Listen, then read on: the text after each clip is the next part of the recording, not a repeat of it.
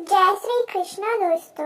आज मैं आप सभी को एक कहानी सुनाने जा रही हूँ। अगर मेरी कहानी आप सभी को अच्छी लगे तो मेरे चैनल को सब्सक्राइब करें, वीडियो को लाइक करें और शेयर करें और कमेंट करें। अंधेरी काली अमावस्या की रात थी। बिजली कड़कड़ चमक रही थी। सभी परेशान थे, क्या होगा, कैसे होगा। ऐसी घनघोर बारिश में तो किसी दाई का मिलना भी मुश्किल था। लेकिन राम प्रसाद बड़ी मुश्किल से दाई माँ के घर पहुँचे और उन्होंने कहा, दाई माँ जल्दी चलो, मेरी पत्नी की हालत गंभीर है। पूरे गांव में वही एक दाई माँ थी। वह लाठी टेकते हुई राम प्रसाद के साथ उनके घर चल दी। वास्तव में उनकी पत्नी की तबीयत नाजुक थी। राम प्रसाद की पत्नी ने एक पुत्री को जन्म दिया और जन्म देते ही वह इस दुनिया से चली गई। दुनिया वालों ने उस छोटी सी बच्ची के लिए तरह तरह की बातें की, लेकिन वह नादान अबोध कुछ जानती ही नहीं थी।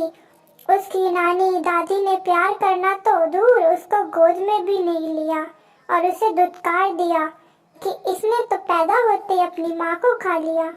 उसे दुनिया में आते ही असहनीय दर्द का सामना करना पड़ा। उसके पिता ने उसे प्यार नहीं किया। वह बिन माँ की बच्ची बिना प्यार के ही अपनी एक मुंह बोली बुआ के पास पलने लगी। जब वह 2 साल की हुई, एक दिन उसे बहुत तेज बुखार आया और गांव में सही इलाज न मिलने के कारण उसका बुखार दिमाग में चला गया। कुछ दिनों के बाद उसका बुखार कम हुआ तो उसे छोटी माता आ गई। अब बुआ ने घर में जादू टोने वालों को बुलाया, क्योंकि उन्हें किसी अनहोनी की आशंका होने लगी। अब सभी घर वाले राम प्रसाद पर दूसरी शादी का दबाव बनाने लगे कि तुम्हारी बेटी को कौन पालेगा, तुम्हें दूसरी शादी कर लेनी चाहिए। राम प्रसाद सोचने लगा कि इस मेरी बेटी को ही मैं प्यार नहीं करता तो सौतेली माँ क्या प्यार करेगी। घर वालों ने दबाव में उसने एक गरीब परिवार की पुत्री सुरीली से शादी की। यथा नाम था तथा गुण थी सुरीली। सबसे पहले सुरीली ने बेटी का सही नामकरण कराने की बात कही। अभी तक उस कन्या का कोई नाम नहीं था। जिसकी जो मर्जी होती वह बोलता, कोई छुटकी तो कोई लाली तो कोई काली, कहने से भी नहीं चुकता। लाली अब 3 साल की होने वाली है और घर में उसने सुना कि सौतेली माँ आई है और उसने दादी को कहते सुना, अब नई माँ चाहे मारे पीटे जैसे चाहे संभाले हमें क्या, हमने तो अपने ऊपर से बोझ उतारना था, वह हमने उतार दिया। आज लाली का जन्मदिन है, आज वो 3 साल की हो गई है। अतः सुरीली ने उसका जन्मदिन मनाने का निश्चय किया तथा पंडित जी को बुलाकर उसका नामकरण भी कराया। आज उसको एक नाम मिला और नाम रखा गया मोहिनी।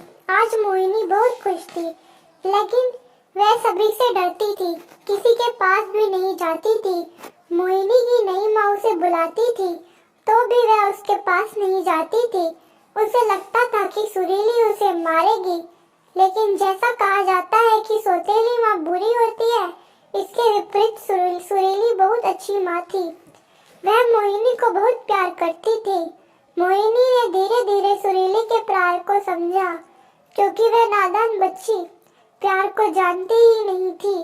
डर के कारण वह बोलने में हकलाती थी। धीरे धीरे सुरीली ने उसे बोलना सिखाया। अब मोहिनी 4 वर्ष की हो चुकी थी। उसने घर में मोहिनी की पढ़ाई के लिए बात की, लेकिन घर वाले उसकी पढ़ाई के खिलाफ थे। उनका कहना था कि लड़की को पढ़ाया नहीं जाता। सुरीली पढ़ाई का महत्व समझती थी। उसने 8वीं कक्षा तक पढ़ाई की थी, क्योंकि वह शहर से थी, लेकिन पिताजी की आर्थिक स्थिति ठीक न होने के कारण वह पढ़ाई नहीं कर पाई। अतः उसने पक्का निश्चय कर लिया कि वह कैसे भी हो मोहिनी को अवश्य पढ़ाएगी। उसने राम प्रसाद से भी बात की, लेकिन राम प्रसाद ने अपने माता पिता के खिलाफ जाने का साहस नहीं किया। उसने भी मोहिनी को पढ़ाने के लिए मना कर दिया, लेकिन सुरीली ने हार नहीं मानी। वह मोहिनी को बहुत प्यार करती थी और साथ ही जानती थी कि घर वाले मोहिनी को प्यार व सम्मान नहीं देते, न ही कभी उसके लिए अच्छे कपड़े और खिलौने लाते थे।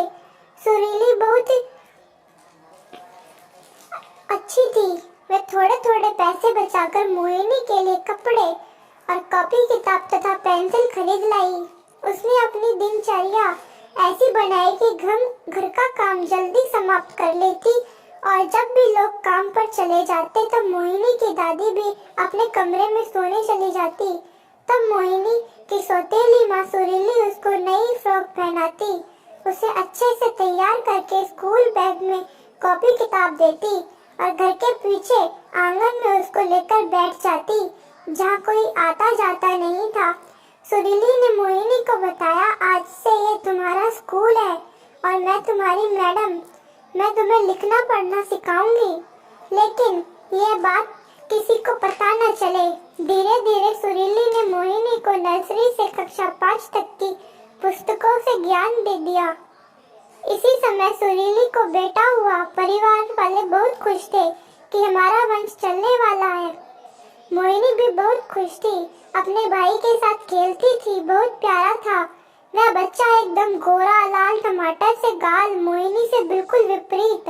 आस पड़ोस के लोग कहने लगे कि अब सुरीली मोहिनी को प्यार नहीं करेगी, बहुत दिखावा कर लिया उसने, अब तो सब कुछ उसका बेटा ही होगा। धीरे धीरे मोहिनी के कानों तक भी ये बात गई। उसको भी यही लगा कि यह तो मेरा सगा भाई नहीं है, यह तो मेरा सौतेला भाई है। लेकिन सुरीली के मन में ऐसा विचार कभी नहीं आया। वह दोनों ही बच्चों को एक जैसा प्यार करती थी। मोहिनी फिर से गुमसुम रहने लगी। अब सुरीली का बेटा मोहित 3 साल का हो गया। एक दिन उसकी दादी ने 50,000 रुपए दिए और कहा, अब मोहित को शहर के किसी अच्छे स्कूल में दाखिला करा दो। सुरीली के दिमाग में बिजली की तरह एक विचार कौंधा। सुरीली ने अपनी सास से कहा, मैं कल ही शहर चली जाऊंगी। वह शहर गई, जो कि गांव से लगभग 7 किलोमीटर दूर था। वह और मोहित और मोहिनी दोनों का ही एडमिशन उसी पैसों से करा दिया और घर आकर कहा, मोहित बहुत छोटा है, ये अकेले स्कूल नहीं जा सकता। मोहिनी इसे साइकिल से लेकर स्कूल चली जाएगी और वहीं पर रहेगी। छुट्टी के समय बाइक को साथ लेकर घर आ जाएगी। समय बीतता गया और फिर मोहिनी की माँ की मेहनत रंग लाई। आज कक्षा 10 का रिजल्ट आया और मोहिनी ने पूरे उत्तर प्रदेश में टॉप किया। यह खुशी माँ बेटी ने आपस में बांटी, किसी को इस विषय में नहीं बताया। धीरे धीरे और 2 वर्ष बीत गए। मोहिनी ने बायोलॉजी विषय में के साथ कक्षा 12वीं पास की। इस वर्ष भी टॉप किया। अब उसको स्कॉलरशिप से पढ़ाई करने का मौका मिल रहा था। सुरीली का सपना था कि मोहिनी डॉक्टर बने, अतः मोहिनी ने माँ के अरमान पूरे करने में कोई कसर नहीं छोड़ी और नीट का एग्जाम क्लियर किया, जिसमें वह सफल हुई। उसे लखनऊ पीजीआई में एडमिशन मिलना था, लेकिन अब घर में बिना बताए एडमिशन नहीं हो सकता था। सुरीली इसी उधेड़-बुन में थी कि कौन सा तीर चलाए, तभी राम प्रसाद उसके कमरे में आए। उसने सोचा यही मौका है, बात की जाए, लेकिन राम प्रसाद ने कहा, मोहिनी की दादी ने एक लड़का देखा है मोहिनी की शादी के लिए। सुरीली पर तो मानो घड़ों का पानी पड़ गया। उसे अपने सारे सपने चूर चूर होते नजर आए। उसने बहुत कोशिश की शादी ना हो, लेकिन घर में उसकी एक न चली। उसने मोहिनी को बताया तो वह भी परेशान हो गई, लेकिन कुछ बोली नहीं, शादी के लिए तैयार हो गई। उसने कहा, माँ आप परेशान ना हो, शादी करने के बाद भी मैं आपका सपना जरूर पूरा करूंगी। शादी करने का समय आ गया। तभी वह के दोस्त ने देखा कि मोहिनी के मुंह पर चेचक के निशान है और उसने ये बात अपने दोस्त को बताई। वह लालची व्यक्ति था। उसके शैतानी दिमाग में एक योजना आई। उसने राम प्रसाद से कहा, मुझे 3 लाख कैश अभी चाहिए, नहीं तो अपनी बेटी को अपने पास रख लो। राम प्रसाद कहने लगे, मैं इतना पैसा कहाँ से लाऊंगा, और अपनी पगड़ी उतार कर पर के सामने पैरों में रख दी। जब मोहिनी ने ऐसा देखा तो वह बाहर आई और अपना घूंघट हटाकर बोली, मैं ये शादी नहीं करूंगी पिताजी। मैं आज के जमाने की लड़की हूँ। मेरी माँ ने मुझे पढ़ा लिखा कर इस काबिल बनाया है कि अपना सिर झुकने ना दूं। मैं जल्दी से ही डॉक्टर बन जाऊंगी और इसी गांव में अस्पताल बनाऊंगी और ऐसे लोगों के दिमाग का इलाज करूंगी जो लड़कियों को सिर्फ ना बोलने वाली गाय समझते हैं। सभी लोग आश्चर्यचकित होकर मोहिनी को बोलते हुए देखते रहे। उसने अपने बचपन से लेकर अब तक की सारी बातें बताई तथा अभी सभी को प्रमाण पत्र भी दिखाए। सभी लोग यह देखकर हैरान हुए कि सौतेली माँ इतनी अच्छी भी होती है। उन दोनों भाई बहनों में बहुत प्यार था। भाई को भी मोहिनी की पढ़ाई के विषय में सब कुछ पता था, लेकिन उसने भी कभी किसी को नहीं पता चलने दिया। आज मोहिनी MBBS करके अपने गांव आ गई। उसका भाई अभी मेडिकल की पढ़ाई कर रहा है। उसके पापा और दादी के पास जो भी पैसा था उससे गांव में अस्पताल बनाया जा रहा है। सुरीली बहुत खुश है।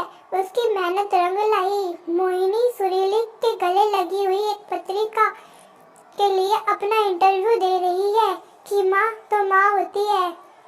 यह हमारा समाज ही है जो कुछ अच्छा नहीं कर सकता। यह उसी का दिया हुआ नाम है सौतेली, जबकि बच्चे की भाषा में एक प्यारा शब्द है माँ। तो दोस्तों, आपको कैसी लगी ये कहानी? ये सत्य पर आधारित है। आप अपने सुविचार देकर मुझे प्रोत्साहित अवश्य करें।